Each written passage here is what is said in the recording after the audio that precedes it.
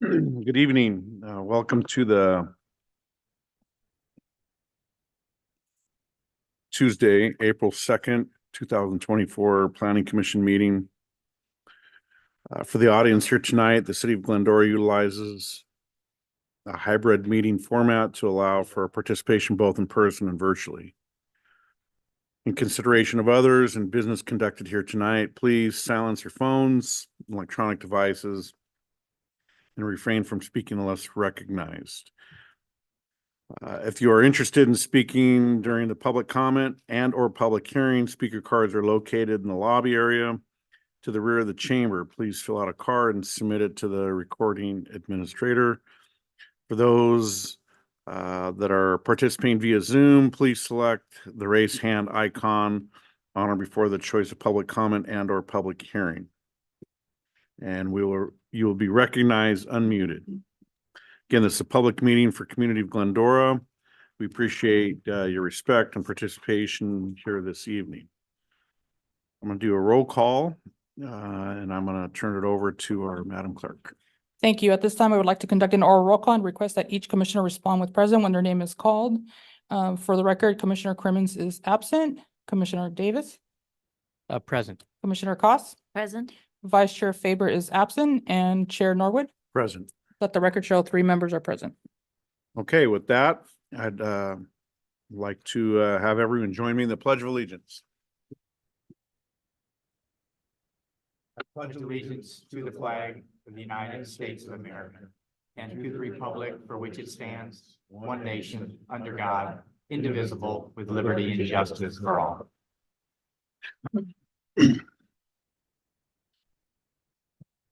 Okay, so does anyone wish to reorder the agenda?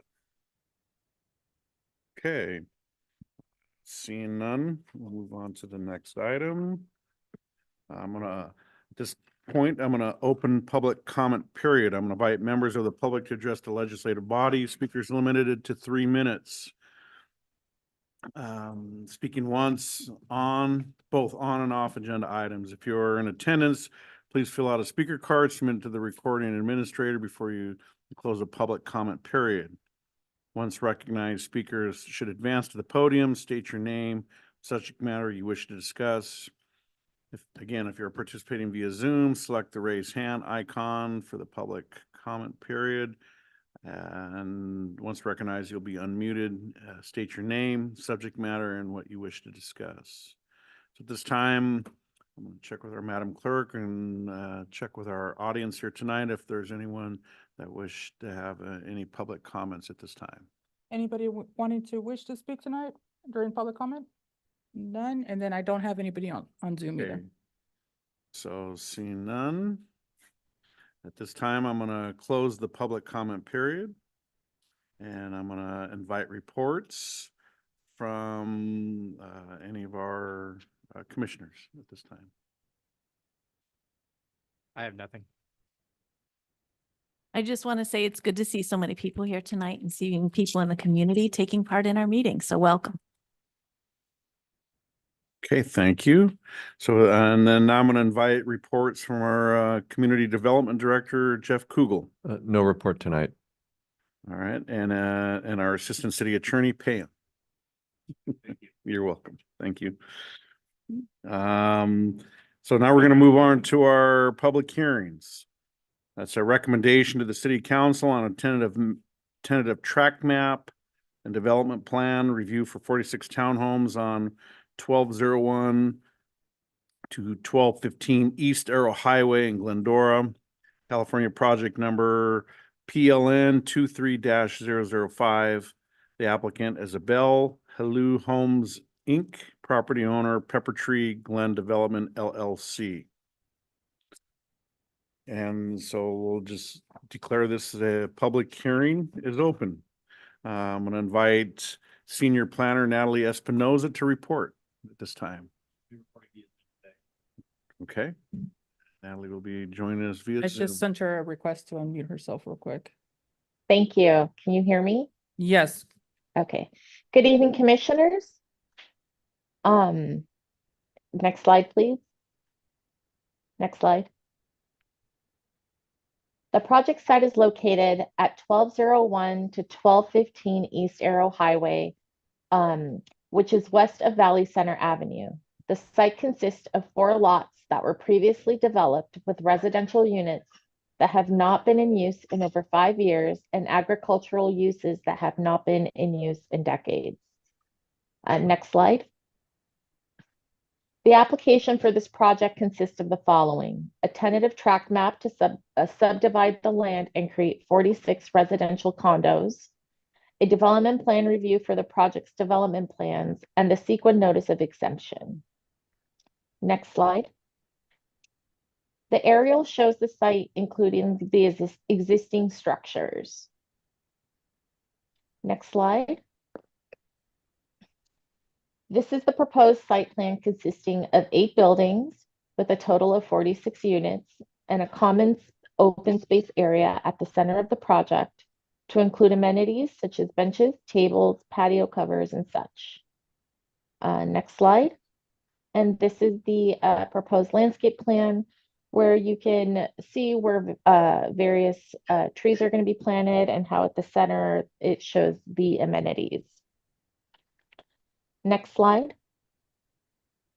There are 5 different floor plans proposed within the development that vary from 2 to 3 bedrooms. And this slide shows 3 of those plans, and the next slide shows the other 2. Next slide. This is a street view rendering of the project. This is what it would look like from basically across Arrow Highway. The architecture is a contemporary style. The elevations are nicely articulated and carefully detailed with exterior elements that include white and blue color stucco, gray wood horizontal stucco, contrasting color details in white, dark gray, and crimson, dark gray canopies, dark brown trellises and gates, and brick veneer. Next slide. The project complies with various goals and policies of the city general plan's land use and housing elements. Next slide. The project was noticed in the San Gabriel Valley Examiner, and notices were mailed to residents within a 500-foot radius on March 21st of this year. The applicant contacted the Land Development Division regarding condition number 29 of the resolution. It currently reads that the GMC section 20.28.010 requires underground utilities in new developments.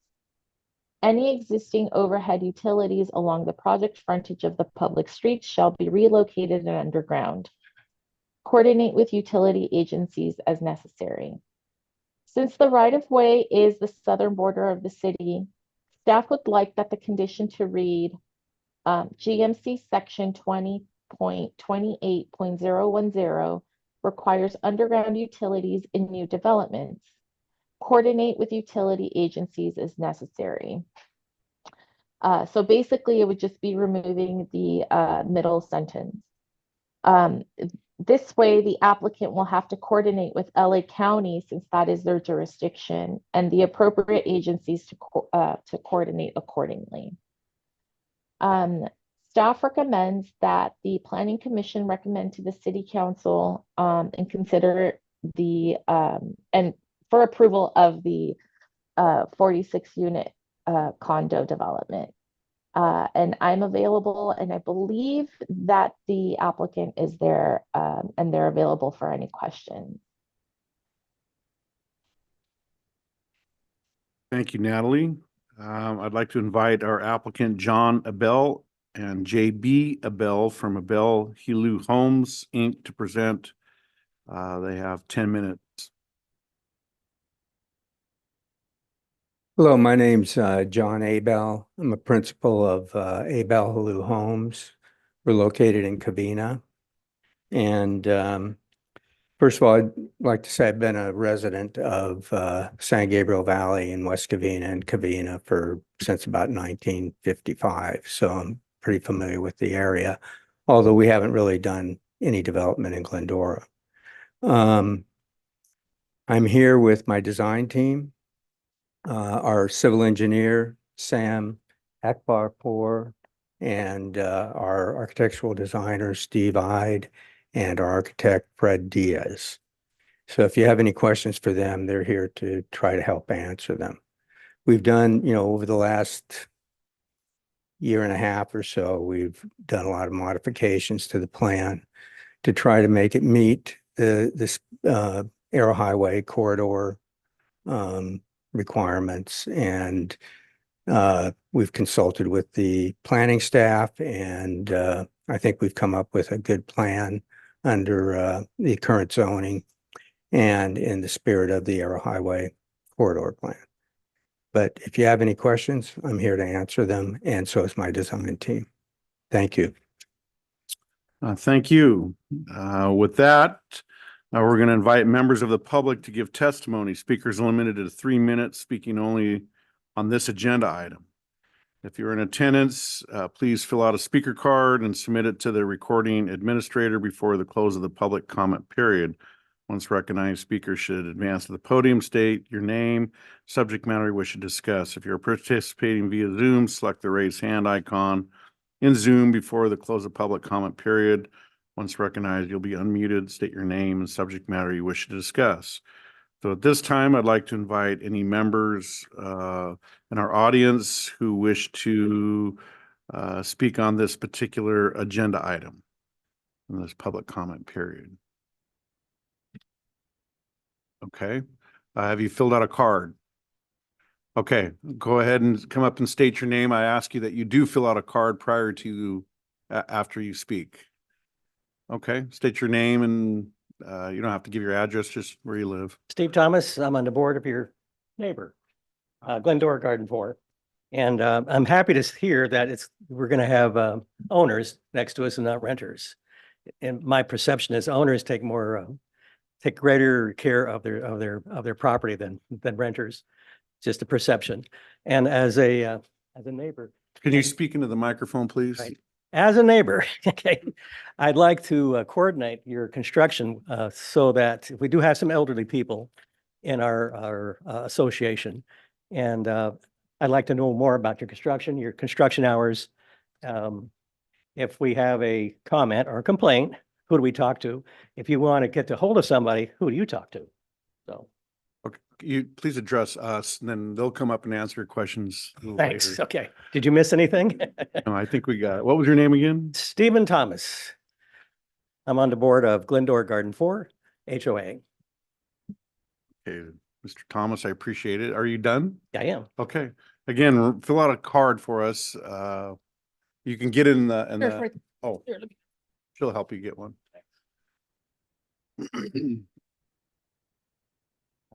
Thanks. Appreciate it. Thank you, Mr. Thomas. Any other speakers that wish to speak on this particular agenda item? Okay, I'm not seeing any in the audience. Do we have any via Zoom? Let me check real quick. We have none. Okay, so with that, I'm gonna invite our applicant, John Abel and JB Abel from Abel Helu Homes, to provide any answers to Mr. Thomas's questions. Yes, we always try to work with our neighbors. It's an important part of the process. They help us and we help them, okay? If they have some complaints about dust or noise, they will be introduced to our superintendent on site. And we also post our phone number for them to call if there's anything they notice that needs to be taken care of. And we'll meet with them and try to alleviate any problems that may have occurred due to our construction. But we're always open to our neighbors. Okay, Okay. appreciate it. Thank you. With that, no other comments from our audience. At this time, I'm going to open up a discussion and deliberations from our commission. I'll start with Commissioner Claus. Well, I have to say, I have driven past the site and I always try to do that in my due diligence. And I'm very happy to see something go in there as opposed to, what's there now. I don't think those structures have been occupied for a few years. And so I'm happy to see a project like this go in. I did have a couple questions. Oh, and I noticed, I know Mr. Thomas had talked about the hours of construction. I noticed in the conditions of approval, there are actual hours in there through which that you would be able to provide. I believe it's like 8 to 6 or 9 to 6 or something, but yeah, so they're in the conditions of approval. Okay. I did just have a couple of one question, and that was, I noticed that all the homes are going to have garages. What about, is there any space for visitor parking? Please. Yes, I can respond to. Yes. There are, I believe that in addition to each home having two parking spaces, two covered parking spaces, garages, that also have, EV outlets in them. There are, I believe, off the top of my head, 27, additional parking spaces for visitors. And that would kind of keep them off of Arrow, because I know parking is an issue on Arrow Highway. Yes. Yeah, okay. And there's also we will have some EV charging stations in there also. Looks like Natalie wants to make a comment. Yes, I Natalie, do. go for it. So here on the PowerPoint, you can see at the rear of the property, there are designated guest spaces, Okay. guest parking spaces. So those would be the guest parking spaces for the project. Okay, great. Yeah, I just wanted to clarify that because I know parking on the street on Arrow Highway can be an issue sometimes. But overall, I think it's a great project. I'm much happier to see something like this go in as opposed to what's there now. That's really the only question I had. Thank you, Commissioner Kloss. Commissioner Davis. Yeah, I have a couple of questions for the applicant or planning. Do you have a present plan for the public art aspect of it? We saw the condition for the public art, and at this moment, we don't have anything specific, no. We saw that there was a pay into a fund or present some art that would be acceptable to the city. So we don't even have a public art board or anything yet even, do we? No, it's all been established by ordinance and resolution, correct. We do. We have an art requirement and an art fee established by ordinance and a code are now established by resolution. Okay, but we don't have anybody overseeing that yet, do we? Staff, myself will be working with it. And if it's something that meets the thresholds, it would either be a director approval or be a planning commission approval. Okay, so there's no community involvement with that or? No, well, if it goes to a public meeting, yes. Okay. all right. But that would only be if he's proposing art. He has the option to pay in lieu Got it. contribution, and if he doesn't want to actually do the physical art. Are you locked into your colors? If we're open to criticism. I don't have criticism, but I think in part of, a community outreach, Uh-huh. maybe asking the public whether they'd rather have a gray building, a brown building, or a blue building Mhm. might go a long way in working with them a little bit. I see an awful lot of buildings that are beige and brown and beige and gray, with not a whole lot of, sage greens or blues or anything Looks like like that. Natalie wants to say something too. ma'am. Natalie? You there? Yes, sorry. So I just, Commissioner Davis, just so that here on the PowerPoint, you can see that the beige is actually horizontal siding, and then there's also brick veneer. And so that brick veneer is going to give it a contrast to Breaks it also up. the All right. white stucco at the top of the building. Okay. Given that this was an agricultural site or partially agricultural once upon a time, is there any plan to do any soil testing?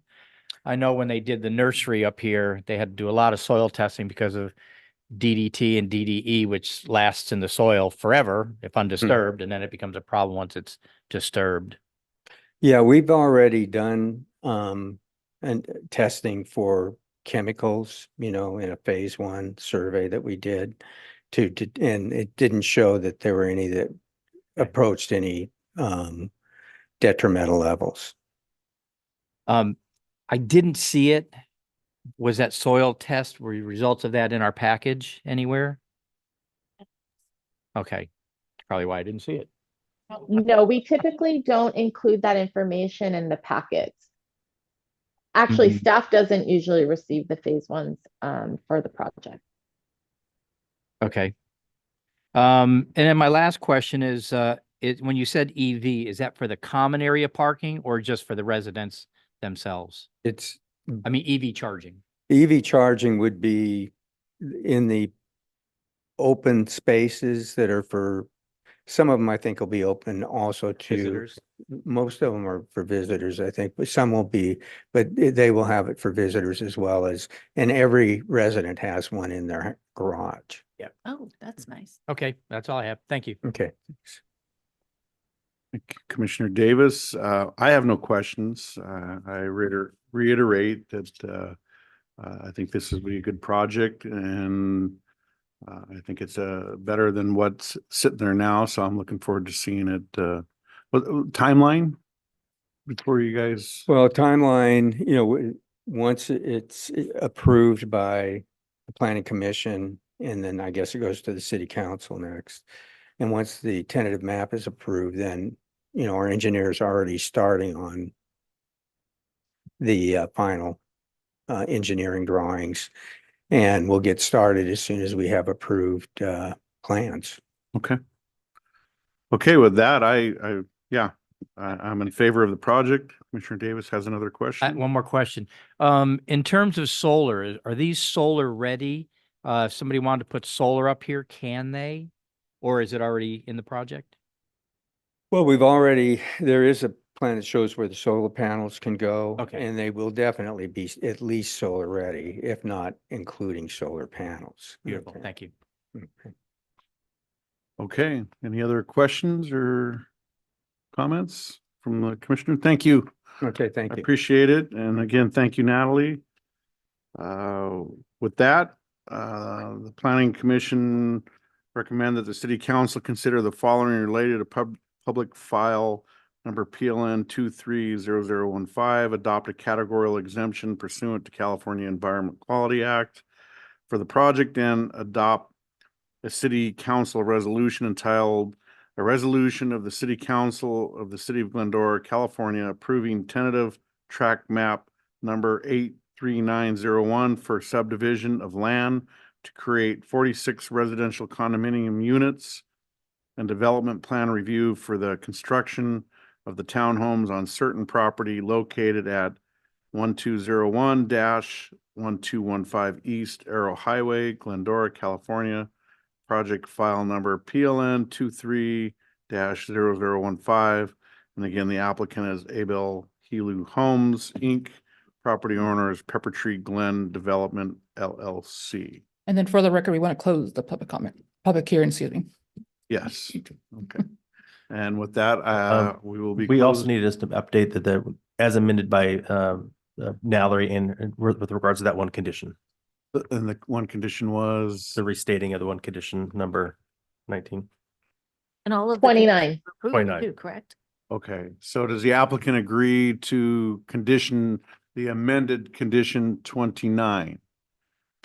Would Yes. that be I'm asking the city attorney, would that be an appropriate question? And the applicant agrees to that amendment of condition 29. I do. Thank you. Okay. Thank you. With that, I will close public hearing. And now we'll move to a vote. And I will turn it over to our Madam Clerk for our vote. So do we have a motion first? I will make a motion to approve. A second? I'll second. Okay, so we have a motion made by Commissioner Cos, seconded by Commissioner Davis. Commissioner Davis? Yes or no? Oh, aye. Commissioner Cost? Yes. And Chair Norwood. Yes. Motion carries 3-0. No, I was waiting for my little thing to pop up on the screen. Working, sorry. So it wasn't just. So I have to do All right. everything like regular. So sorry. Okay. So with that, the motion passes. Congratulations. Good luck with city council. Welcome to Glendora. So, so we're gonna go to public hearing, number 3, an ordinance of the city council of city. I want to make sure I'm not reading the same thing. Okay. An ordinance of the city council of the city of Glendora, California, amending certain sections of Title 21 zoning of the Glendora Municipal Code to bring the code into compliance with state law and streamline the construction of accessory dwelling units and Senate Bill SB 9 units consistent with the 6 RENA cycle 2021 to 2029 general plan housing element case number 23-0015. And I'm going to declare that the public hearing is open on this agenda item. I'm going to invite Principal Planner Hans Friedel to report.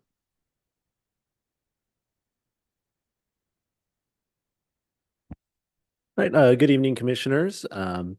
So we're here tonight to ask for a recommendation and introduce an ordinance that really comprehensively updates sections of our zoning code to bring it into compliance with state law, streamline the construction of ADU and SB 9 units consistent with the adopted housing element and state law. So some background, the state has really limited and curtailed local control over ADUs, JADUs, and secondary SB 9 units and SB 9 units in general to alleviate the perceived housing production crisis. And this is through a long history of bills and legislation and acts. Glendora's current ADU ordinance has fallen out of compliance with state law in a number of ways and needs updating. A simple thing is we limit all ADUs to 1 story now, and the state now requires local agencies to allow 2nd story attached ADUs, for example. Due to the ad hoc nature of zoning code updates over the years, more of a piecemeal versus comprehensive approach has been applied, yielding a section of code that can be confusing for staff and the public to administer. So some background. Back in 2022, the city instituted its SB 9 policy, and we visited with Planning Commission and City Council to work on that policy framework and refine it over the last year, I guess 2 years roughly. It wasn't an ordinance at the direction and request of Planning Commission and City Council, but more of a policy framework. In that policy, we treated secondary SB 9 units and ADUs similarly in our policy and code. It's worked fairly well, I think, over the years. Staff, therefore, is incorporating relevant aspects of that policy into this proposed ADU update. Summary of proposed changes. First, we are proposing codifying some of the SB 9 policy regarding additional dwellings, as I mentioned. This is not going to be an update to regulate the lot splits as in the subdivision code. They're mentioned and referenced in this update, but that will come later as the lot splits are a little more complicated, a lot more complicated, and are much less frequent. We currently, I think, are still working on getting our first lot split approved. So we don't see anywhere near the volume of those as we do the request for additional dwelling units. And we will comply with state law with regards to lot splits. We do have a checklist and a policy. Next, bringing the ADU and SB 9 secondary unit standards into consistency with each other. So that's one thing that this code update does. So currently we have these conversations where, somebody could be over their Florida area ratio. We might limit them to a, 850 or 900 square foot ADU, but we allow up to 1,000 square foot secondary SB 9 unit, even if they were already at their Florida area ratio. There's a few other areas like that where they're not really in compliance with each other. They're not consistent between the policy and the code. And so this will bring them into consistency as best we can, given the state laws. Next, we're proposing eliminating development plan review for all second-story construction within single-family residential zones. This was proposed really kind of a fairness thing at the point now that if you recall, was, last year with one of our housing element implementation measures, we now allow 10-unit multifamily developments to go straight to building plan review. Those can be 2 stories. The state now allows attached ADUs to be second story. And our code under our current code treats even detached structures that are within 6 feet of each other, where the walls are within 6 feet, as attached structures. So you get this kind of situation where if somebody wanted to do a second story to their house under our current code, they could do it as an ADU. If somebody wanted to do like above, a second story of some habitable space above their garage, they could do a, bedroom addition or something and bring part of their house within 6 feet of that detached garage. So there's all these different ways now that people can do second story additions. So requiring the single family home to be the one thing where you couldn't have, you'd have to go through a director hearing, a development plan review to do a second story addition, when you can do it, not go through that hearing for an ADU or an apartment building, doesn't make a lot of sense anymore.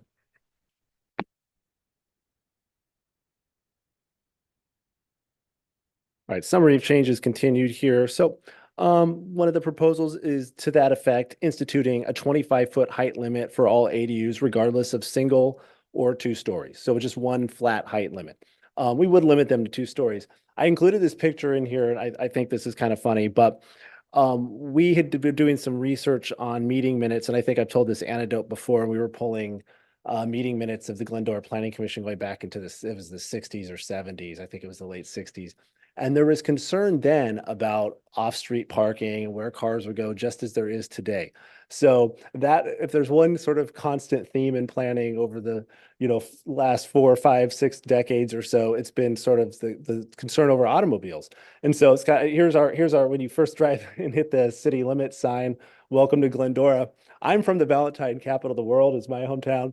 But the first thing we see is no parking overnight. But that's after the city is what we see. So obviously, to me, that reinforces that on-street parking and where cars go is pretty important to the community. And so one of the reasons for going second story in all instances and allowing that above detached garages is to de-incentivize people converting their garages to habitable space. So, or to an ADU. So if you have a detached garage now and you want to do an ADU, the easiest path is to just convert that garage and put the cars outside. This will allow you to go above the garage, put the cars and keep them in the garage. It also creates a situation where under SB 9 now people can have 4 dwelling units on a single family lot. If you keep it low and flat, they'll spread out. It's just a simple geometry type, solution. If you allow them to go second story on some of those detached, or stack like a second story, detach an stack an SB 9 secondary unit on top of an ADU or vice versa, you cover less of the lot, creating more space for a yard, of course, and places to put cars. So some other changes, we could talk more about that in questions. We're proposing allowing for 1,200 square foot ADUs and SB 9 secondary units subject to objective standards, regardless of Florida area ratio and bedroom count, which we're not allowed to regulate, and the number and size of other accessory structures. Currently, California government code allows for ADUs to be no more than 1,200 square feet. If a local agency doesn't have an ADU ordinance, then the default size is 1,200, and in the county, they're allowed to be 1,200. So that was the proposal that we have in this code. We are proposing instituting a universal 4-foot side and rear setback, which we've already done some of that in some of the other, that's kind of come in some of the previous zoning changes, but this would be for all sort of residential lots, accessory structure, home additions, porch canopies, things like that. So it's kind of like unifying that 4-foot side and rear setback, which is what applies to ADUs and secondary SB 9 units per state law.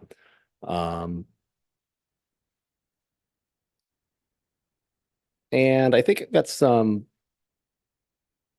some pictures here, just to kind of, we showed this in one of our previous presentations, but showing how some of this would look in practice. And so before this current era, there were detached second-story ADUs in Glendora and all throughout Southern California and really the US.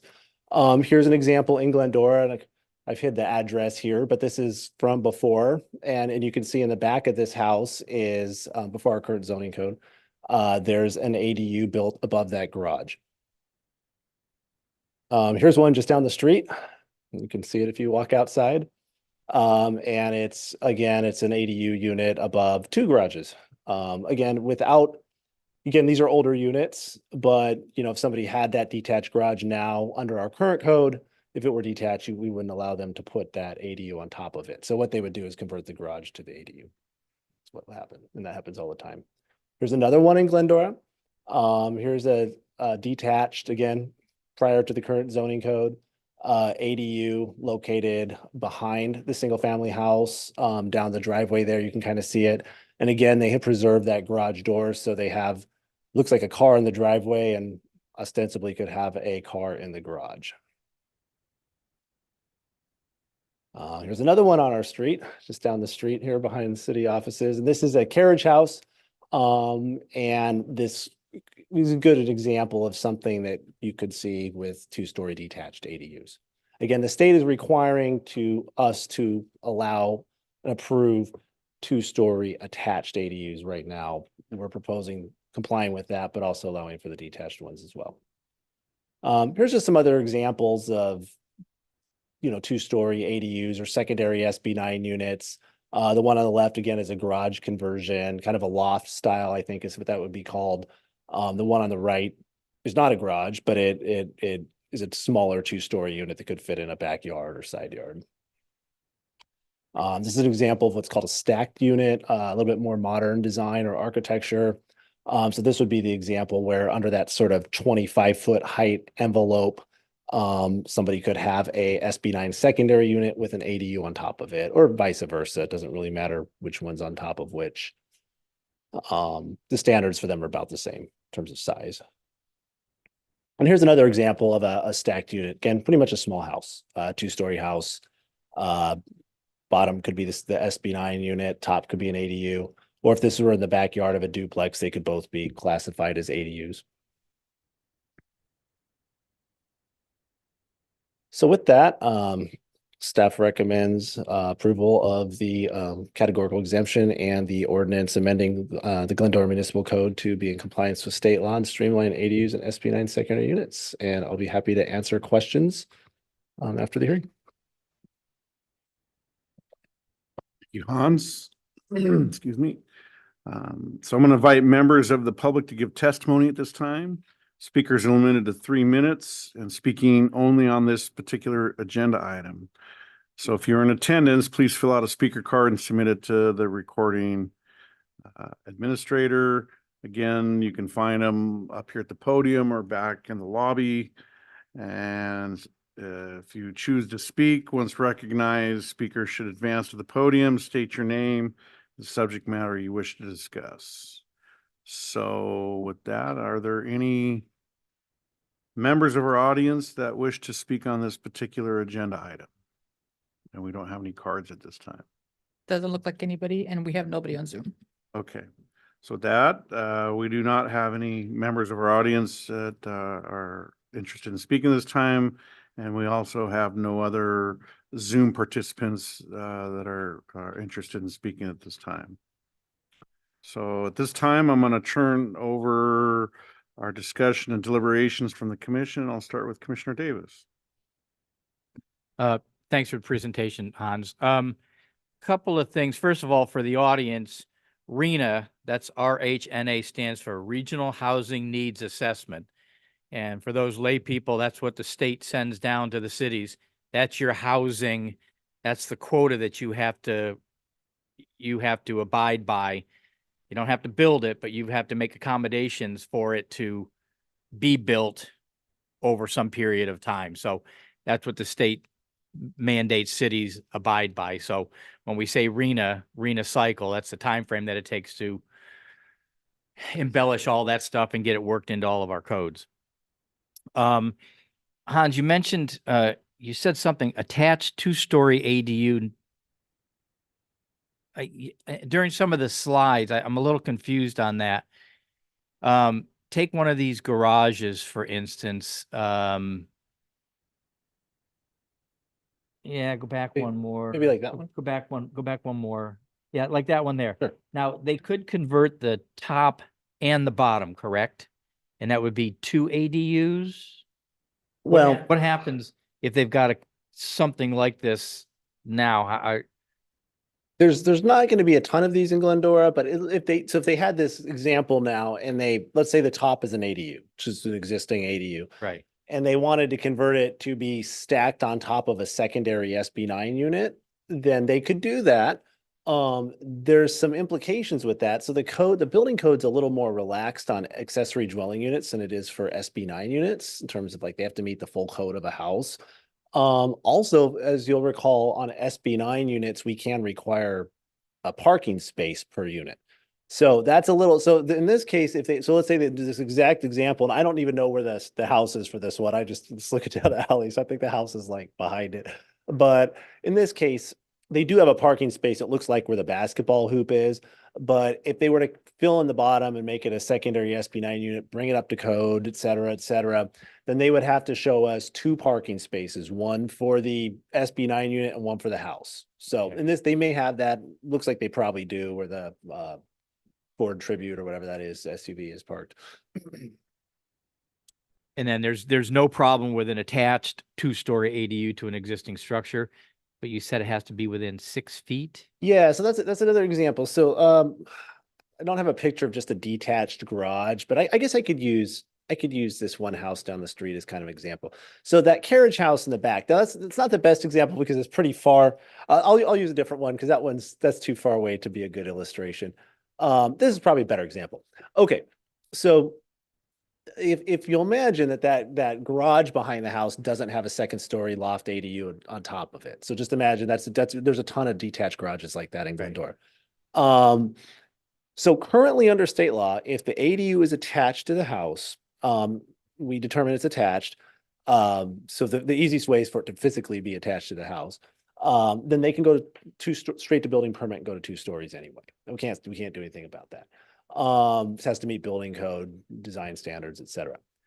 Our code in Glendora has this provision whereby if 2 walls are within 6 feet of each other, we consider the structure attached.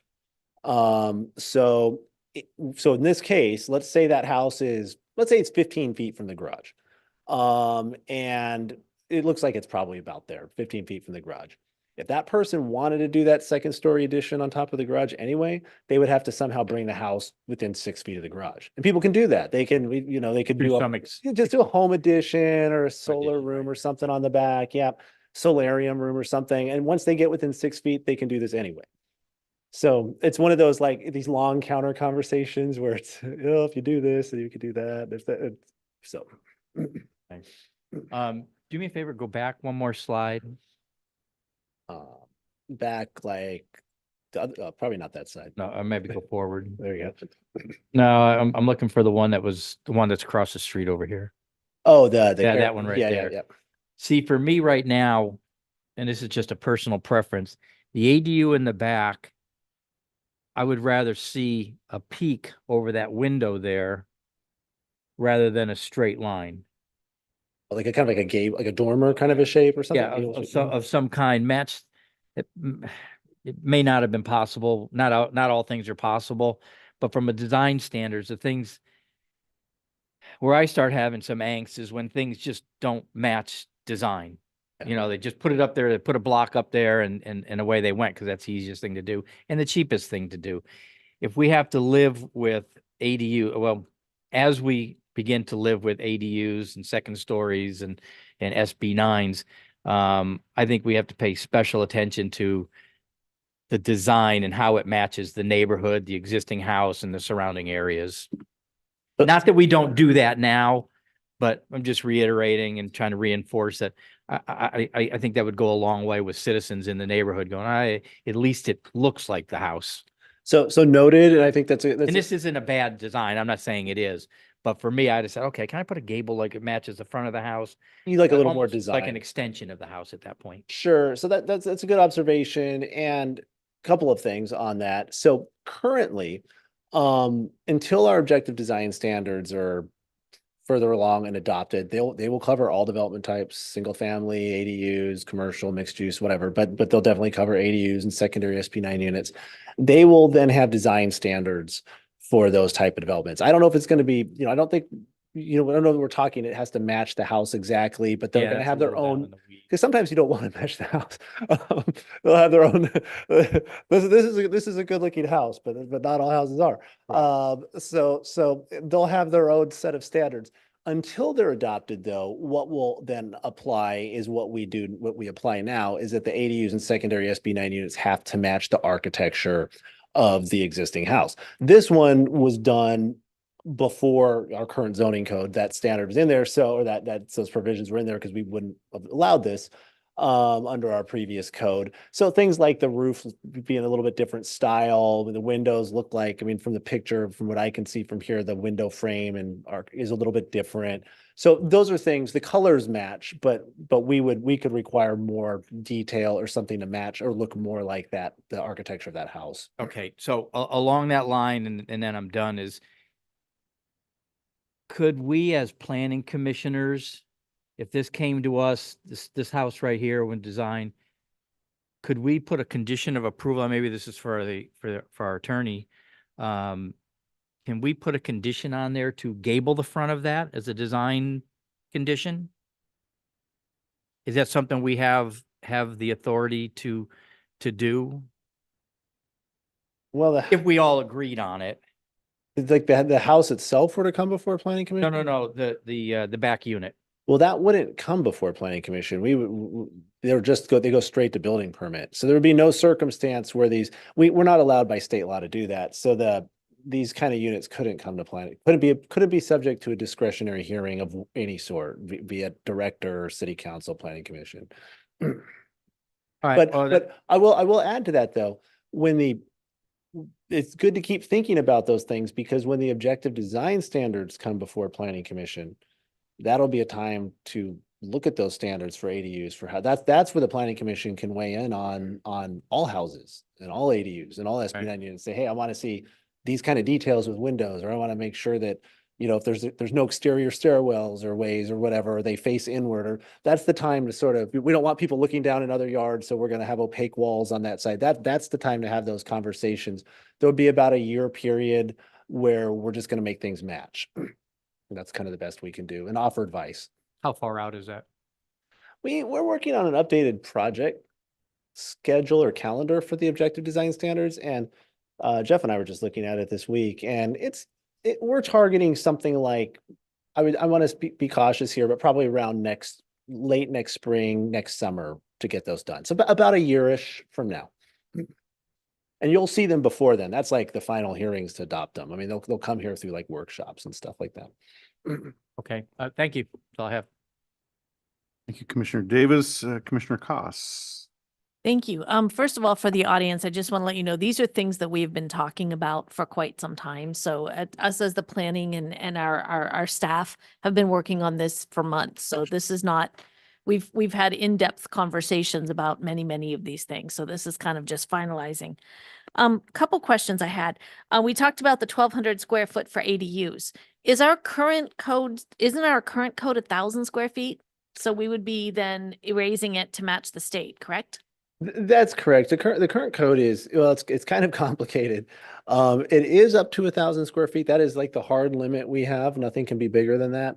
But then there's all these things that subtract from it. So like if you're at or over your floor to area ratio, like let's say you're 50 square feet over your floor to area ratio, then it goes down to 950. If you have two detached structures, then it could only be 800 square feet. And we took that out in here, things like that. So there's all these things that pull away from it.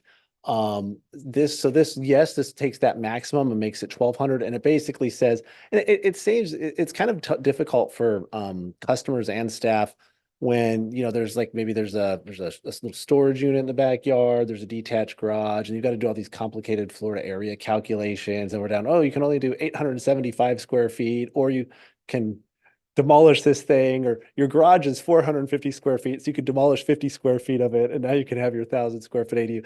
It's just 1,200 square feet, as long as you got to meet setbacks. So And this would often bring us people in- come in smaller anyway. but Right, so yeah. this would bring us in line with the state requirement of 1,200. Well, the state doesn't require 1,200. The state has various, and if I misspeak on this, I'd invite our attorney to jump in. But my understanding is the state has under no, so the way I would summarize the state rules as I understand them now, under no circumstances can you require an ADU to be smaller than 800 square feet under any circumstances whatsoever. There's an 850 number in there. There's, if they have 3 bedrooms, I think 1,000, is that correct, is the minimum. So there's a series of different sizes. 800 is the absolute floor. And then the limit that the state sets is 1,200. So we just go up and say you can do 1,200 square feet. So we're basically then raising ours from 1,000 to 1,200 in this. That's correct. Yeah. The other question I had, I know you said we hadn't had very many SB9 lot splits. What about, do you know offhand ADU numbers? Oh, well, we just did the annual progress report a couple months ago, so I think that was in there. Yeah, I think, and actually that was presented at the last commission meeting. I I just want to bel- remember I- if you guys remember how I many. believe the number of ADUs 40, wasn't it? permitted or final in the 40. last year, 23 was between 40 and 50. I don't remember. It Okay. was 40 something. I don't remember. Wanted to say 44, 45, That's what I something was like thinking that. in the Yeah. 40s. Okay. Yeah, and I know we've talked about most of this stuff, you Mhm. know, kind of already, and this is just finalizing it and putting into code, which I think is a good thing. So those really the only question I had. Thank you. Okay, I have a couple questions. You talked about eliminating development plan review for all second story construction. And for a single family resident. For single family residents. Because ADU can go 2 stories without developmental plan review. And so we're just trying to get in line. We can do apartments, we can do everything but a single family residence. So when I go to, I'm a little confused, like I go to the one with the green, the had the green garage door, used it previously like a 15-foot setback. Like that one, maybe? No, with the green. One more, right there. There we go. Yeah, or olive, whatever I'm a little the colorblind. appropriate color is, so. So if that garage was in 6 feet of that structure, they can, without a developmental plan review, they can do a second story ADU, sure. ADU. Mhm. But if that house wants to do a second story, as it stands now, the way it is, they have to go and jump through all the developmental plan review hoops. So, I guess what, if it's 15 feet, why would they still have to go through the developmental plan review? We just, the way the code's written in Glendora is we require single family houses to go through a development plan review to do a second story addition. Okay, That was okay really in terms of administration, I think, and sort of like, I guess I would almost want to say like the esprit of the code or logic. While the state allowed us to keep all ADUs under, 16 feet or less, but once the state started saying you could, if you could do a second story attached ADU, if you had 1,000 square foot house, you could just do 1,000 square foot second story on your house and call it an ADU, put a, kitchen in there and a bathroom and go straight to building permit. So but a straight building. so it's no But longer that's the really logic makes sense. behind of, why make them transition to an ADU if they would just want to add a second story to the You're house? sort of, at that point, you're then kind of singling out the single family homeowner as having the greatest restriction when most of the standards for ADUs were to sort of protect the character of single family And neighborhoods. we the have worst. also amended our setbacks for single family dwellings to match what the state law requires for ADU, which is at least on the side and rear yards, 4 feet, but the front setbacks still remain at the city's current ordinance level. I don't know it off the top of my head, 25, 35 feet from, I Based don't on know if the it's from the zoning, curb or the middle of the street, stuff like that, right? From the property line. So the current front setback, so it says 25 feet in R1 is from the property line back to the front wall of that house. And so that is allowed to remain. So the only thing that's changed is the 4 foot. And we've already done some of this through previous code changes, but this now covers basically Okay. everything in the yard. 4 foot side and rear setbacks. Okay. And then fronts, whatever it is. And I guess my last question is, looking at the garage, if that's an ADU that's 15 feet, if it's 15 feet from the structures, it's determined to be a detached structure. So to put that ADU, that second story on that garage as an ADU, they have to go through the developmental plan review? No, we wouldn't even let them do it under, I mean, as amended, as we're proposing to amend the code, they could do that by right. That would go just to building permit. We Okay. make sure the architecture matches. That actually looks pretty close, but we would ensure architectural match or consistency the best we could. So it wouldn't even be allowed. Where they could do it under the current state law is if they brought the house to within 6 feet of that garage, then we would see the garage For my in the eyes of our confusion, code is attached, Right. even though it's not, there's an air gap.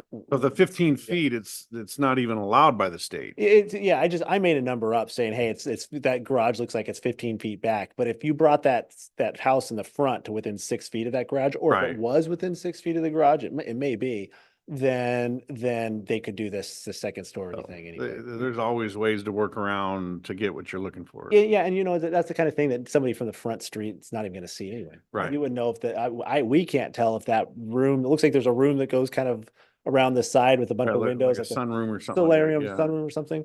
I have no idea if that's 20 feet, 10 feet, 6 feet from that garage back there. So we're proposing to relax the rules for single family residents to coincide with what the state is allowing for ADUs in terms of second story Yeah. setbacks, and we've already done some of it, but we're kind of expanded a little bit more. Correct. I mean, again, the view here is like, if that house wanted to go 2-story, why should they have to go through DPR process Uh, when I what agree. ADU wouldn't? It's Yeah. more of an equitable thing for a property owner. Right, okay. Yeah, I'm on board with that. And then,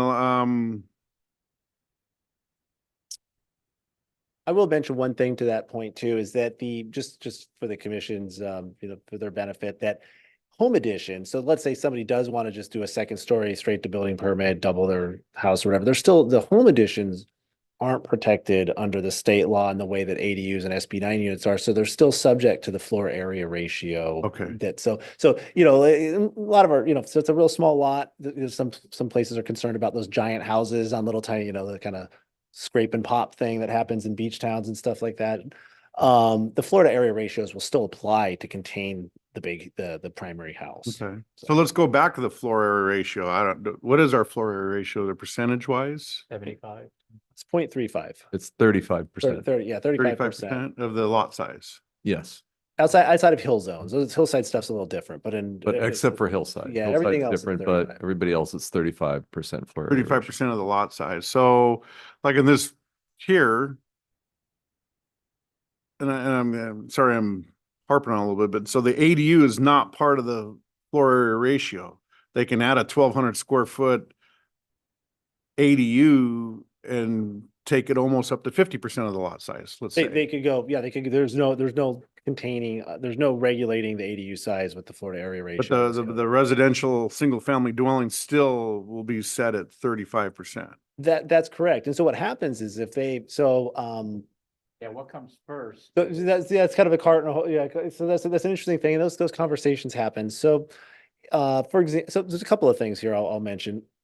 So we wrote our SB9 standards to basically shrink the size of the house a little bit. So if they did do a lot split, the next primary house would be a little bit smaller to make room for an ADU or secondary unit, which is what it would be.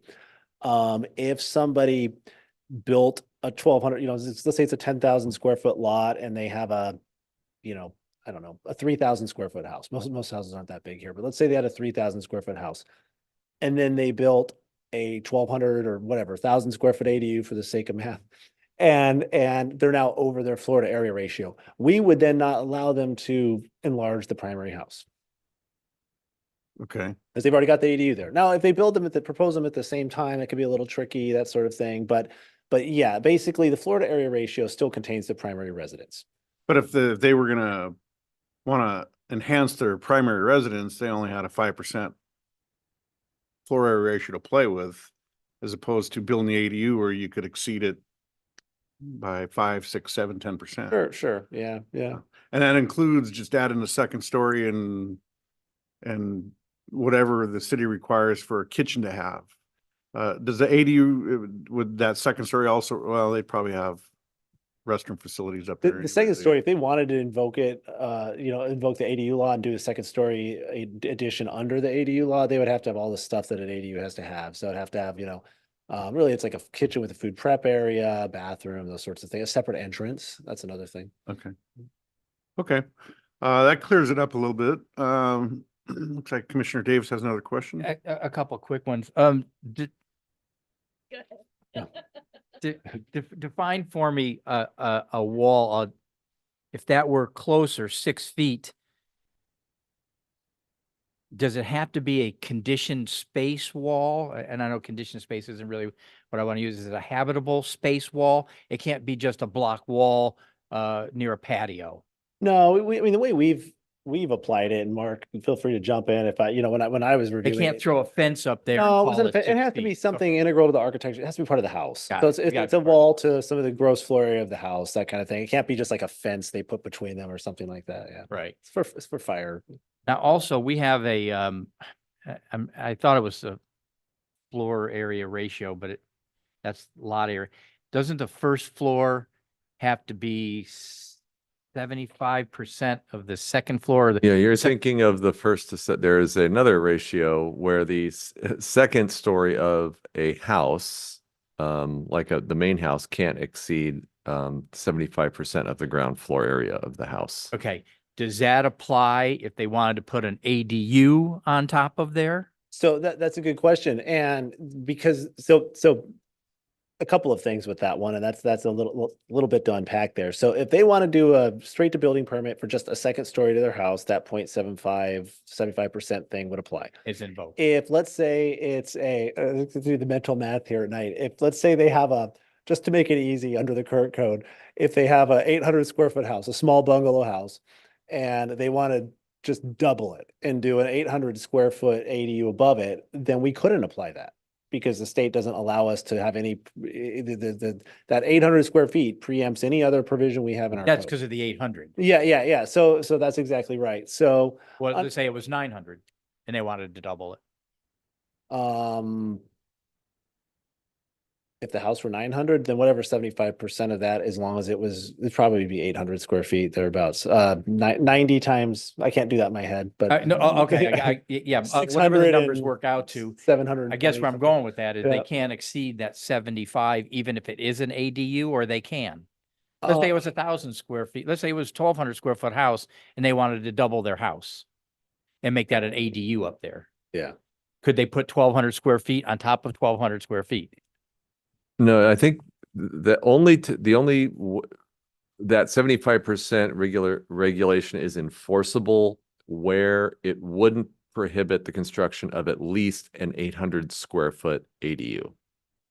If you see what I'm saying. Now, hear the what way I'm we've saying, written- right? So Yes, current. so anything, if 75% is 801 square feet, then that's all you get.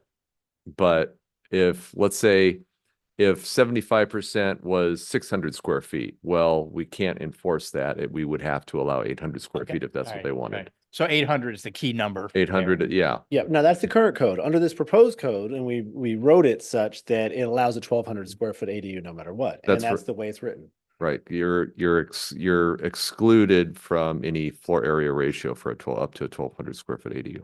So under the current code, if they had a 1,200 exactly square foot house and they wanted to just double it to do a 1,200 square foot ADU, like they could do it. Okay. Where the 75 would come into play is if they had a bigger, a big house. If they have a 2,500 square foot house and they got we have these big lots, 20,000 square foot lot or something, half acre lot. And But the math works out. the yeah, in same. that case, then the second story of that house would have to be something smaller than that. Oh, because they're capped at 1,200. Yeah, it's gonna Yeah, hit like the bigger houses, it's gonna have a bigger impact on if they want to do that than the smaller houses, which are probably gonna be about 1,200 square feet anyway. Like in this Okay. example here. That's all I have. Thank you. My last question, go about 2 or 3 more slides. Forwards? Yeah. One more. Carriage house? Keep going. One more. Maybe five, that one. Or the next one, either one. These are the stacked ones, This right? one's kind of cool. Yeah. Yeah, I like that one. I can live in that. So, or my kids in my backyard. Yeah. So that's 1,200 per floor, correct? I That's think I've correct. asked this before. So it could be a total of 2,400 square feet. That's correct. And that doesn't affect the floor area, I mean, the FAR at all? It's not, it itself is not subject to the floor area ratio, but it would then sort of retroactively make the primary house subject to the floor area, which Exactly. it already is subject to the floor area ratio. But if it was a smaller lot, this could put it over where they can't do it. So they couldn't do anything to the house. That's correct. Okay. If their lot was, if that's the size of the Okay. lot. And that's And I get my final question is, I mean, we're what ifing it to death. I mean, we're going through every scenario. And so the people coming to the counter, are they intuitive as we are? We're trying to work every angle, or are they more pretty upfront, got what they want to do in terms of 800, 1,000, 1,200? Yeah, and I think it's fair to say, and you and Mark and Hans, you can tell me better because you're at the counter more than I am. But my sense is, we deal with primarily with architects and building designers who are working with all sorts of different cities. So they come in trying to work different angles for their clients. Yeah, and then I think this is kind of like some of the counter conversations we have too, where people, they have an idea, they know they want some extra units and they've heard about some of these different acts and laws and things like that. And so they kind of want to know what they can do. And that's where it gets really complicated because there's like, just under SB9 alone, there's like 20 different options you could Right. do. And then you throw in the ADU stuff, and now we're going to second story if the walls are within 6 feet. And so they can become these very complicated. Well, I like the fact we're conversations. dealing with the ADU stuff because like you said, we only have one SB9. I didn't think the SB9s were going to be a big issue just because of the loans and the lot splits and mortgages. They're not near as prevalent, but I see the ADUs, but it's not like they're jumping out at me where I'm going, oh my gosh, it's just ruining my neighborhood. But, I go on my walks and stuff like that. I can see them popping up, but I'm not, if I'm driving in my car, I don't even see it, right? I'm just going. One of the reasons it also benefits the homeowner, the property owner, is that, if the way the regulations are right now, I mean, we're moving in, I think, in the direction to address this issue, is that it creates a perception that the city is against any type of development, any type of improvements. If you have a set of very complex regulations that are difficult for staff to explain and be consistent on, I think it creates the perception and results in a perception that the city is not interested in helping people improve their property. So we're trying to address that issue and allow people to develop their properties in ways that's appropriate and consistent. So by saying that you can really, in its simplest form, we're basically saying you can build a 1,200 square foot ADU, period. Yeah. That's very easy to understand, and you can go do that. Make it look nice, Okay. basically. And again, I got one more. If you had a pool in the yard, was there a setback from a pool to an ADU? I mean, because I have a pool, and when I was looking at a room addition years ago, there were some setbacks, based on. That's probably more of a building code yeah, issue. buil- The Building distance, Part of this. the distance between a pool and a structure is going to be a building code issue because, the Gotcha. closer you put a pool to it, you're creating additional load on Stress. that Yeah. structure. Surcharge, Yeah. surcharge weight. The zoning code has a setback. I think it's 6 feet. A pool can be from any property line, or the side and the rear property line.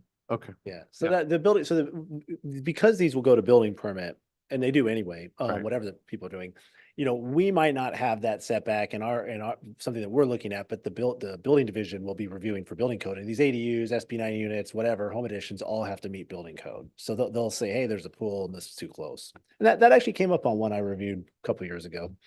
And the ADUs don't have to be sprinklered, but if I want to do a room addition that went greater than 50% of, again, this is a building code or fire code, and I'm probably going outside of but then that would a residential addition over a certain square footage would trigger sprinklers, as opposed to the ADU does not. Yeah, an ADU under state law cannot, we can't require that they be sprinkled. Okay. So the home additions aren't subject to some of those carve outs that ADUs are. Even in any fire zone? You know, I believe that there is a, now we're getting pretty deep into the state Yeah. law on ADUs, but I believe Off topic now, I there, think, there is yeah. a provision in the state law that allows the building official to make sort of life safety calls like that if it's, Right. you know, Well, but there has to be, you know, they have to establish an actual nexus and reason. But it's- we're in a high as a sever- general rule, no, we can't require sprinklers in ADUs. but we have the ability to deny an ADU in a high fire severity zone. Unless it's fully mitigated. unless If it's, so, and that's a whole bunch of stuff, but the thing that we look at in planning, the first thing we look at, I should say, is does it have a street that meets city standards? And so sometimes there's stuff in high fire, you know, we have parcels in very high fire hazard severity zones is the full designation that, you know, they've got like, you know, like Sierra Madre or something, got like a full city with collector or something running right out front. We would allow an ADU in that case, even though the property is in a very high fire severity zone. Building may catch it for some other things, you know, there could be some other, you know, landscape mitigation, stuff like that, that might need to be done. Some of those ones that are further up the hills and things like that, where they just have these little private drives that don't, you know, if they don't meet that like 26-foot wide city standard street dimension, then we wouldn't allow the ADU. Okay. Well, I've gone far enough down the rabbit hole. I don't know if you guys Yeah, have any and other just questions. my questions for, as far as rabbit hole goes, and you're frustrated with me here, is because I run into people on the street in town and stuff all the time, and they ask me questions about stuff. And while I'm not an expert on all this stuff, I'm ultimately going to refer them to staff.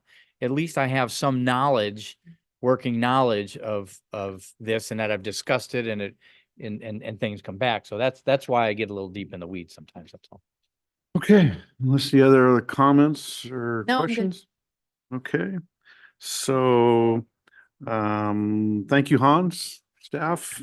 So with that, I'm gonna close the public hearing. And I'm gonna request a motion in a second. I'm gonna read the recommendation first, that the planning commission recommend that the city council approve the following, find and determine that the ordinance is exempt from the California Environmental Quality Act, and adopt an ordinance entitled an ordinance of the city council of the city of Glendora, California, amending certain sections of Title 21 zoning of the Glendora Municipal Code to bring into compliance with state law and streamline the construction of accessory dwelling units in SB 9 consistent with the city's 6 RENA cycle 2021 to 2029 general plan housing element file number PLN 23-0035. And so I'm looking for a motion and a second. I'll To motion. I'll adopt the, we're making a recommendation to adopt the ordinance, right? I motion to adopt. I'll second. Okay, so a motion by Commissioner Davis and a second by Commissioner Cost, and I'll turn it over to our city clerk. So Commissioner Davis, Aye. Commissioner Cost, Aye. Chair Norwood, Aye. motion carries 3-0. Okay. I appreciate everyone's patience, and we'll now move on to the consent calendar. Items on the consent calendar will be enacted by one motion without individual discussion unless Commissioner has requested it to be removed for a separate discussion. Says, does anyone wish to pull or comment on item number 4, which is affirm the minutes from the February 6, 2004 and March 5th, 2025 regular meetings? No. So with that, I need a motion, a second. I need a motion and a second. I'll make a motion. So I want to get on record on something, right? I'll second. All right. Motion by Commissioner Norwood, second by Commissioner Davis. I'll conduct an oral roll call. So Oh, Commissioner Davis, Aye. Commissioner Cost, Aye. Chair Norwood, Yes. motion carries 3-0. Okay, with that, and I'm gonna turn it over now to, we're gonna have a recap of our League of California Cities Planning Commissioners Academy. And I read it, and I'm gonna invite, who wants to go first? I guess I will. And you can, do you want Yeah. to? We're gonna kind of tag team Tag this. team. a little Okay, bit. so you guys Okay. knock yourself out. All right. So this is what I do, right? To click it this way? The first thing I want to say is what we have here and what we saw down in Long Beach at that, we had seen before. So kudos to staff, because a lot of what we saw down there, you folks had already presented to us in various forms over the last couple of years. So there wasn't an awful lot that was extremely new to us. Some of the new laws and stuff, obviously they're new, but the concept of what's going on and some of the details you've already provided us. So Yeah, we were like, oh yeah, we already knew that. So Yeah. that was cool. Yeah. and other commissioners did not. We asked if their cities were providing information like this on a regular basis. And out of the, what, 5, 6, 7 people that we hung out with, most of them Maybe. said no. So it was, just so you know, it was myself and Commissioner Davis and Commissioner Faber, who's not here tonight. So, okay. So these are all the sessions that were offered. Obviously, we didn't go to all the sessions because there's so many of them we couldn't, but we tried to split up and go to different ones. I know Commissioner Faber went to the ethics one because he had to get that ethics training. But Commissioner Davis and I were already had that training. So these are some of the sessions that they offered, and then we went through. So some of the things, these are things that Commissioner Faber put in, and I'll go ahead and read his. He really felt like commissioners need to work with staff as a partnership, and I think we do that very well here in our city. But we found that a lot of other cities don't have that kind of partnership. There's kind of a disconnect between. It almost commissioner and the seemed city. adversarial on in talking to some of them, which I just didn't understand. Yeah, I it was different. We're lucky here. Training on how to ask questions to make the commissioner feel more comfortable about approving a project before the meeting. And again, that's something else that we do here. You always offer to explain things to us prior to the meeting so that we have some background knowledge. So, And that comes down even offering, pre commissioner meetings in your office, 2 of us at a time, here's an update on the coming projects. and then what types of questions should commissioners ask and when is the right time? And so those are just some of the comments that Commissioner Faber had put in. Okay, so one of the sessions that we attended was called How Streamlining of Housing Laws Redefine the Role of Planning Commissioners. And the big thing that talked about was density bonuses, which of course we already knew about because we've talked about that so much here. And then the housing element. And then they also talked quite a lot about builder's remedy, which I know comes into play if you don't really have a good design element in place. So that the builder's remedy part was a little bit new to me because I think we've talked about that a little bit, but I was surprised to know that if the city doesn't have that design element in place, then builder's remedy kind of takes over. So It was scary to hear the level at which the builder's remedy was used and or abused in other places around the lot of state. cities, yeah. It was kind of scary. You're like, oh, they did that? Okay. All right. So then there was a session, Mark and I think both went to this one. There were 2 CEQA sessions, CEQA Basics and CEQA Advanced. And they talked about the reasons why you have a CEQA review and a CEQA exemption, which was kind of a question I always had because we get a lot of CEQA exempt projects. And so it was like, okay, well, how do you know when it is subject to a CEQA review or when it isn't? So they kind of went over that. And CEQA, they said, was when translated to Latin was deletus projectus. They talked about mitigation strategies, which I know we've talked about a lot, and how that fits into CEQA. Traffic studies, which I know that always comes up here, traffic and looking at how different projects affect traffic flow. But they talked about when an actual traffic study has to be done and how recent it has to be. And for my takeaway from that is, a lot of what we heard at this was how little influence commissioners have, maybe from some design standards or something like that, or conditions of approval here and there, but even those have gotten tightened up. Through the CEQA process, about the only way you can outright deny something if it was safety or health related, which to me are one and the same, but it's safety or health and that has to be pointed out and even that is somewhat arguable. And they talked about also one of the factors for a CEQA review is the attitude of the community. So if you know a particular project might be controversial in a community, or you know that there might be some community opposition to it, then they said that might be an opportunity to do a CEQA just to kind of mitigate some of that to be very open and straightforward about it with the community. Okay, then we went to, there was one called What Happens Before Public Hearing? And that talked about just ministerial approvals and the planning process, which we kind of pretty much already knew about a lot about this.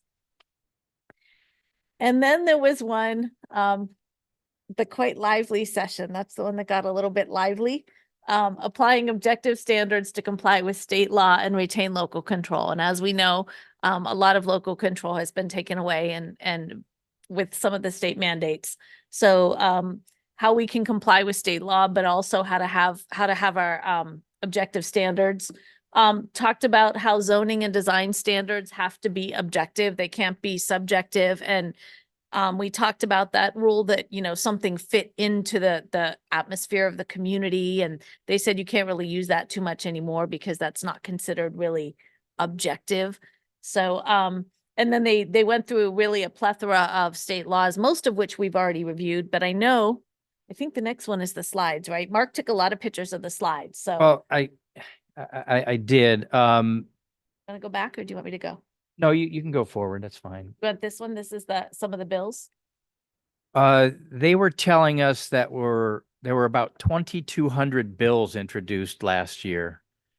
And to wade through all of those and the timelines, it's just monumental. And the amount of bills that get introduced, it's just mind boggling when you start reading through all of these things. I honestly, I don't know how you guys make sense of it on a daily basis, but this is the timeline for, bill deadlines, you know, February, March, and then end of March. And by the end of May, it better be, you know, ready to go. And these are the timeframes that, the League of Cities is kind of following as to when do they get involved, when do they object, when do they support, you know, when do they ask for more information? Go ahead. Okay. Do you want to talk about this one? You took a picture of the slide. Well, I don't know. There are a lot of slides. There are a lot of slides for, you know, the ABs and the SBs. I took these just to kind of give everybody an overview. And if you just kind of start scrolling through them, the California City's position was it was pending. So they would go through all of these planning and zoning stuff, or whether it was an ordinance or, you know, a bill. And Cal Cities takes a position on it, either pending, there's more information needed, they object to it, or they're in support of it. There weren't that many that they were in support of. Well, this is one, SB 1055, the ADUs. They were in support of that one, but you can see most of them like take to committee, or some of them are pending. They need more information on them. This was another one about the ADUs. And then the vehicles preferential parking in a residential, commercial, or other development would prohibit local government from providing local parking privileges to residents and vendors for any development within a half-mile public transit. And we've talked about that here as well. And their position obviously is still pending on that. And then they wanted to support SB 968, the planning and zoning regional housing needs allocation, RHNA. And then they had concerns about this one. I don't know if you want to talk about this one. Yeah, the wildlife connectivity. Well, and a lot of these things, as they're blowing through these things, I'm trying to figure out how they fit into our city. And I don't know, I have to read this one again. This one wasn't, I mean, it was a little bit relevant to us, but this is a measure where they're talking about local agencies, how development will impact wildlife and the movement of wildlife through the area. I mean, I guess that impacts us a little bit with maybe the hillside. When we Um, built our house up there, I know, Department of Wildlife, Department of Fish and Wildlife, they had to sign off on it. Is that common in our hillsides? It can happen in hillsides, development where you're doing a new subdivision, often. We haven't done a hillside subdivision in a very long time, but the last ones that we did, let's say Gordon Highlands or Easley Canyon, those are probably. Silent Ranch was our. Silent recent Ranch example. and actually, yeah, so Fish and Wildlife Yeah. they needed to sign off. So yes, that's Okay. recent. And their official position on this one was simply that they had concerns. They wanted more information about it. So that's kind of, so it was kind of interesting because they And- went through all these different laws. And when they did this, when they said they had a concern, they would give a brief definition as to why they had concerns about it, or if they supported it, here's why we're in support of it for these reasons. And there were just too many of them to take Yeah, too there's many there's notes a whole on. bunch. So we just kind of put up some of the different slides. The And there housing were some element- that really didn't relate to us at all, coastal zoning, County of San Francisco, but But it was really interesting because like Mark said, that there's so many of them and how they all fit together and how they all affect not just Glendora, but other cities in the state. It was pretty amazing. You can see the traffic impact fees, which I think we've mentioned before that they're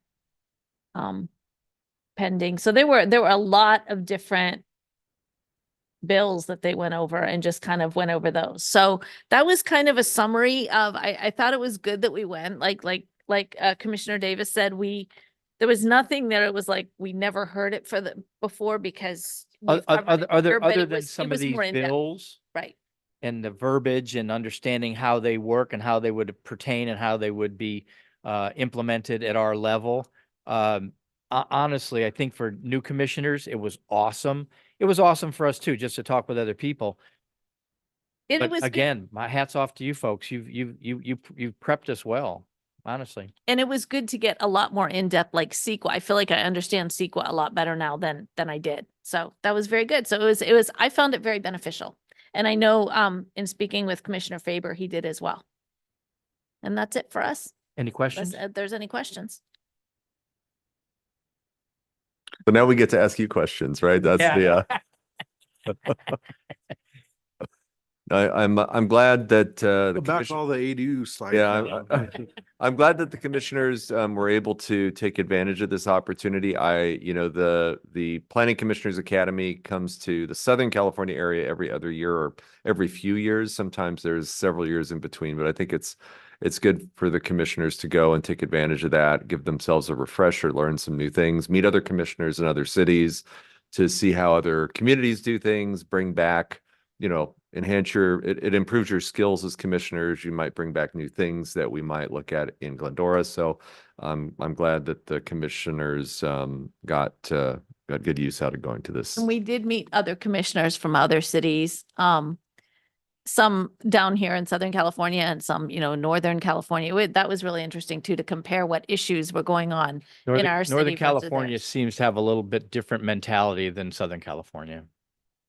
As a general 30,000, foot high observation, they just seem to have a different mentality up there. So it was very beneficial. So thank you for sending us. Yes, thank you. Okay, with that, we just went over a commissioner's recap of the League of California Cities Planning Commissioners Academy. I reread that into the record, and the recommendation is to receive and file the report. And I'm going to turn it over to our Madam Clerk for a roll call. Do we have a motion first? I'll move. Second? I'll second. Okay, a motion by Commissioner Koss, a second by Commissioner Davis. I'll conduct an oral roll call. Commissioner Davis? Aye. Commissioner Cost? Yes. Chair Norwood? Yes. Motion carries 3-0. Okay, well, thanks for putting the time in. Appreciate it.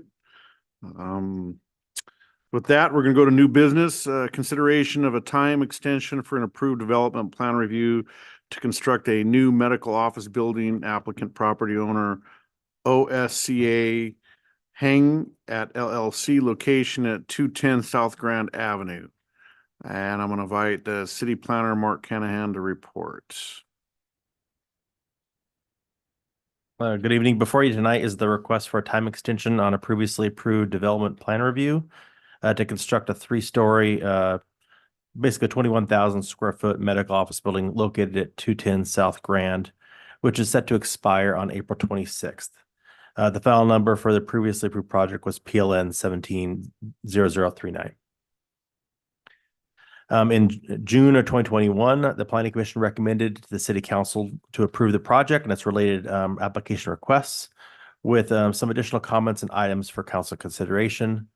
That October, the council approved the DPR and the CEQA to construct the proposed project.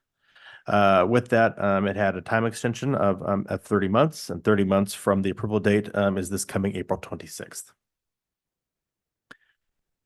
Just to real quick familiarize yourself with the project, the site consists of originally consists of multiple properties and multiple medical buildings and surface parking lots that are all shared. The site is bound on the north by West Carroll Avenue, the Emanate Foothill Presbyterian Hospital, and the Glendora Canyon Care Unit is to the south.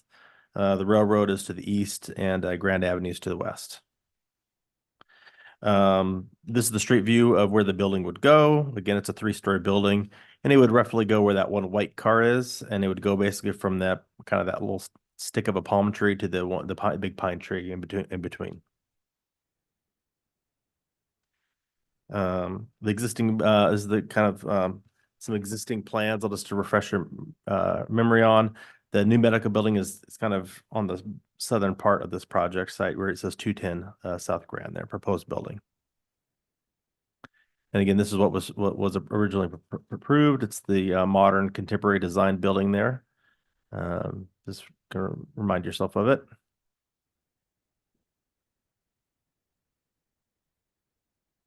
With regard to the actual submittals, since the approval in 2021, last August of 23, the applicant submitted for the formal addressing assignment for the building location, which it was assigned.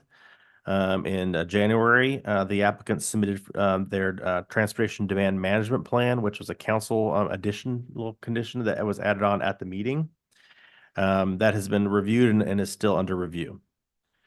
In October of 23, the Community Development Director approved various plan changes that were in compliance with the City Council's adopted conditions of approval. They had listed a number of items they wanted as conditions. One of them was regarding the parking totals. One was regarding the first floor parking area screening. And the third item was the integration of the staircase into the building design. They didn't want an exterior staircase. So those plans I kind of just real briefly kind of showed you here just so for full optics. I know they're kind of small, but just to kind of show you they didn't like the exterior stairs, which is kind of here on this top left. And so the bottom left here kind of shows that they now enclose that and fully enclosed into the building. You can kind of see it also here on this side where it was the building, and then they enclosed it within the building. The other one was the screening here, and we didn't want the cars to be seen from the underneath the building, so they did add these metal screen panels to screen that on that first floor for the underground parking. Or sorry, the first level parking, I should say. Last month, the city received the application requesting the time extension for a 14-month period. The applicant states in their letter that it's due to uncertainties stemming from the COVID pandemic and the unexpected increase in the interest rates as the primary reasons for the project delay and the need for the project time extension. The applicant is not requesting any changes to the scope of the approved project. Staff notes that this is the first request for a time extension. If approved for the requested 14-month time extension, the new expiration period would be June 26th, 2025. Finally, with that, staff recommends approval of the time extension requests. I'm available for any questions, and I'm hoping that the applicant's representative architect might be available via Zoom if you have any specifics on that. Okay, thank you, Mark. Do we have anyone on Zoom to So. We do not. If we had any questions, okay. So with that, we'll just go to discussion and deliberations. I'll start with Commissioner Costs. Well, it sounds like everything is the same, according to the recommendations that city council made, right? And in terms of enclosing the stairway, putting the screen, the only thing we're voting on tonight is an extension of the time, correct? Correct. We've been checking off all the design related requirements that the council had. Those are all been now done. Now it's just, well, we now have time to finish it. So now they give them the extra time so they can get the construction documents reviewed. And refresh my memory, I was actually at this building today. One of my doctors is in there. Is this going to go in the middle of the existing parking lot that's there now? Correct. It's going to go in between the two buildings. Okay. You That's can, what you can kind of see it here. I see. And so then they're just gonna, in order to keep from having a decrease in parking spaces, they're just gonna have that underground parking. Twofold. One was have a parking level, as well as they're going to reevaluate all the existing surface parking lots within these three lots Okay. and restripe them, reconfigure them to also get some additional parking in there as well. Okay. Yeah, since all we're doing today is approving a timeline, I don't really have any questions. Commissioner Davis. Okay, have we had any other extensions based on COVID? We haven't really had to yet. This is the first really major big building that has that obstacle. Buildings like this usually take at least a year to go through some of their entitlements. And that's 30 months to start moving dirt. For the original approval, it would have been, to pull a permit and start Full construction. permit start, okay. How many extensions can they get? There's nothing written that says you can't have as many as you want as long as it gets approved, but Okay. generally you You're looking for some level of progress. you start getting concerned after Yeah. you start the second or third, yeah. And lastly is, we approved this 3 years ago. I don't imagine it, even though it's coming back for an extension, can we apply public art to it? That's a lot of structure there on a main street. I'd ask the attorney that question. I'd have to look into it first, but yeah, I mean, I don't know if you can, I don't know if you can I don't add think we can it. probably- Generally with I don't think extensions, so. you're not adding new requirements. Right. Yeah, I wouldn't. You're not think so, opening right? it up for changes. Can we suggest to them, hey, it would be nice? Because one of the reasons that we ended up where we're at is a former commissioner voiced some concerns about the way they had taken care of the front of the existing building. And so that kind of started a whole conversation about, okay, what are you going to do there? You're going to freshen that up? You're going to do anything? And that's why I'm bringing up the public art portion. At least regard this project, after it left the planning commission, it went to 2 city council meetings. And after one of the first city council meetings, one of the concerns that was raised, suggested by staff and also raised by the commission, was the front landscaping because of that pool thing and also kind of a redesign of that area. And they did submit a revised sort of landscaping thing for that. Okay. So, I mean, it is understandable that we all recognize that it hasn't been maintained very well over the years for that front area. And with this project, they are not just building the building, they're also going to be redoing all the landscaping around that old building as well. Fair enough. It's not real well taken care All of. I've got. Thank you.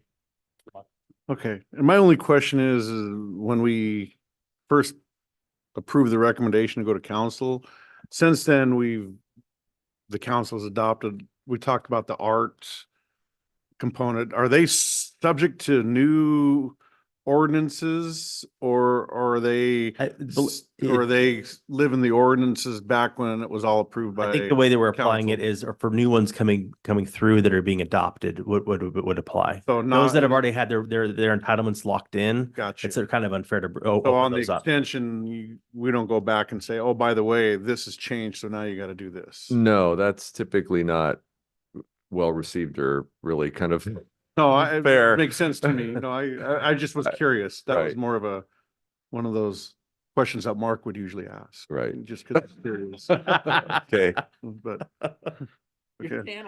All right. Any other questions? No. Okay. No.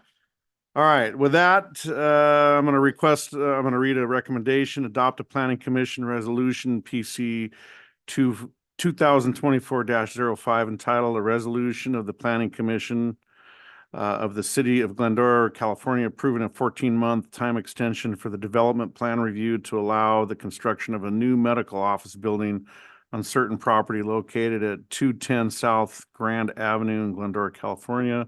File number PLN 24-0006. And with that, I'm going to request a motion in a second. I'll make a motion to approve.